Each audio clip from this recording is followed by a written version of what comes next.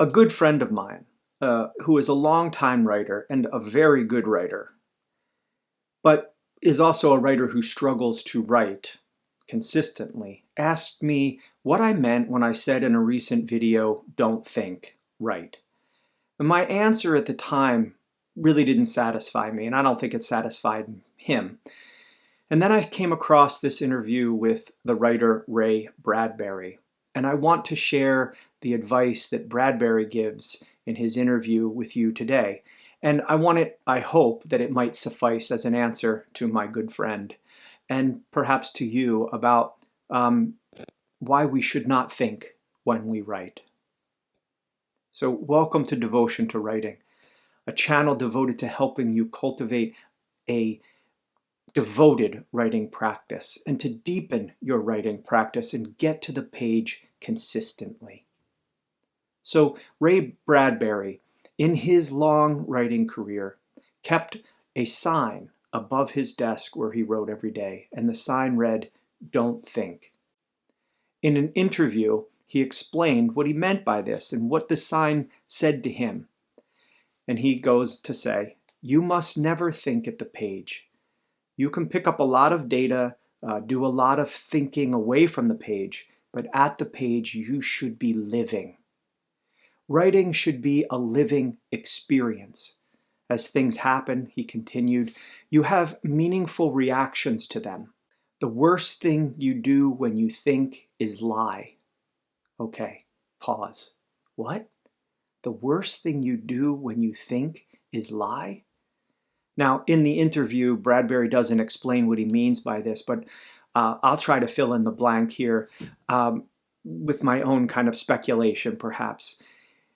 As soon as we start to think, we divorce ourselves from the creative living moment. In thinking, we generate discourse. Discourse means literally run all over something or to run apart from it. So when we start to think, we run over this idea over and over. I think of roadkill immediately. We just keep running something over until we don't even recognize it anymore. Or we run apart from it, like the flow of a river. We run off an outshoot of it. We run off course. Thinking is then degrees removed from living, from the blood, the marrow, the heartbeat of writing, of creating. It is removed from the electricity or the direct flow of the truth, which is being with and of a moment. It is removed from us being with ourselves. Writing is breathing, and we don't think when we breathe. We don't have to think when we breathe. Let's put this in terms of a writing example. So you're writing and the moon comes to your page, and an image of the moon, a feeling about a night perhaps when you had just had an argument perhaps with a friend or a parent, a sibling, a lover, and that night is disturbed in you, and you're writing about it, and the moon comes, and you're living that night again, you're living that experience again, you're feeling it again, and you naturally write, "The moon rises, writhing, yellow bird." Wonderful. It's real, evocative, it's unique, it's felt. But then you think, I can't write this. What is this? The moon is a bird. How could the moon be a bird? Who says this? The moon can't be a bird. The moon could be pale. The moon could be a harvest moon. It could be a bright moon. It could be a full moon. It could be a waning moon. We get into this thinking pattern, and then this is the lie. This is the lie of thinking. The moon can't be a bird. In the moment that we creatively conceive of something, the moon is writhing. It is writhing with all of the emotions that we are experiencing as we are writing, as the moment that we are writing about. Does that make sense? So if we're writing about the pain of something, an argument, a disagreement with a breakup with a lover, the moon appears as we feel. And for it to be anything other than that is a lie.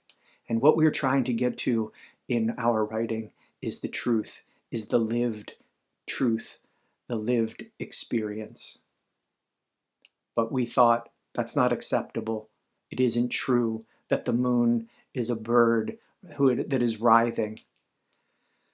So I think this is part of what Bradbury is getting at. Stay true to the living in your writing. And he continues in the interview to say, what you really want to do is surprise yourself, find out who you really are, and try not to lie. So back to the moon example, I gave a normal, cliche, pale moon tells you nothing of who you are, right? If you just write the pale moon that you've heard 1,000 times, it says nothing.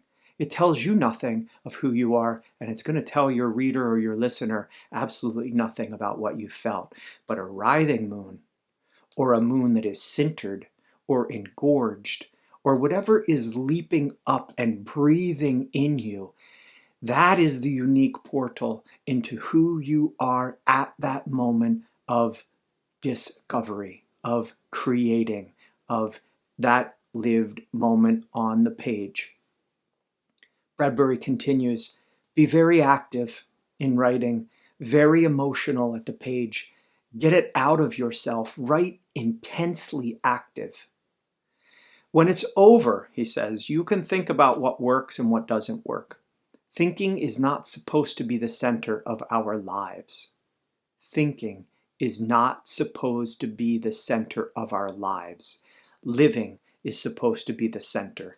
Being is supposed to be the center. The ability to sense, feel, and know, thinking doesn't help very much there. So I thank you, Ray Bradbury, for this clarity, for the language around what I know and I have felt to be true of my own writing practice. Don't think. And I don't want to gloss over those last few lines of what Bradbury said here, because I think that these are really important, namely that being is supposed to be at the center of our lives. Being is our center, and thinking takes us miles, sometimes lifetimes, away from being. We get into our thinking heads, our minds, we start to rationalize everything, reason everything, our egos get in the way, and we forget that we are living, dynamic beings. Writing as a practice can bring us back to our essential being, our aliveness. On the page, we can be. On the page is where what's inside of us can contact what is outside.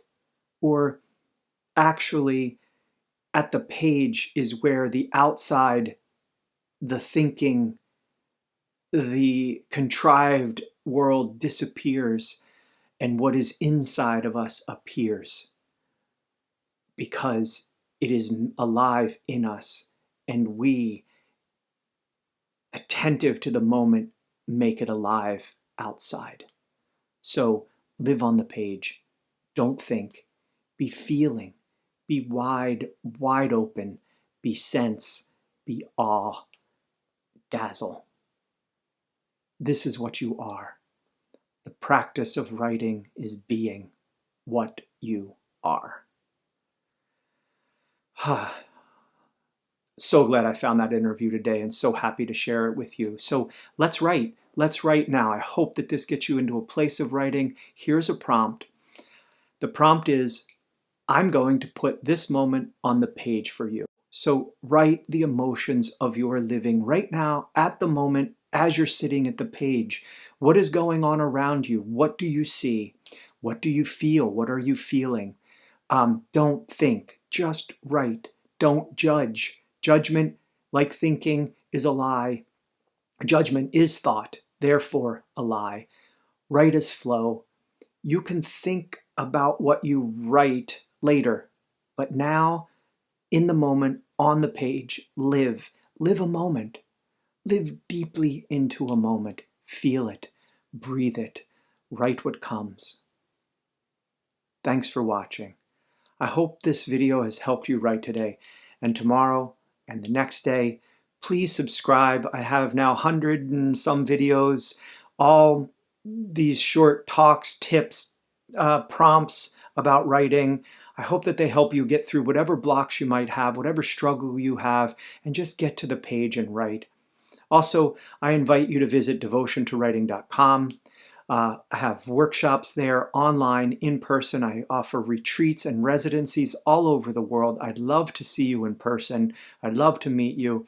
And I have a great, really fantastic transformational writing journey that is starting January 10th. It's going to run through March 28th. It's 12 weeks. It's on Saturday mornings. It's going to be on Zoom. And this course will help you not just cultivate a daily writing practice, but it is going to help you transform your relationship to writing so that getting to the page and starting this flow, entering this flow is done with some ease and has consistency and some momentum behind it. So we'll get you over the thinking and more into the feeling and the living of writing. I hope I will see you sometime and can meet you there, either at that 12-week course or at some other online workshop that I have, or perhaps a retreat or a residency. Again, devotiontowriting.com. You can find out about all of the things that I offer. I hope you write deeply today. I know that if you write, you will write beautifully. Why? Because beautiful is what you are. Blessings.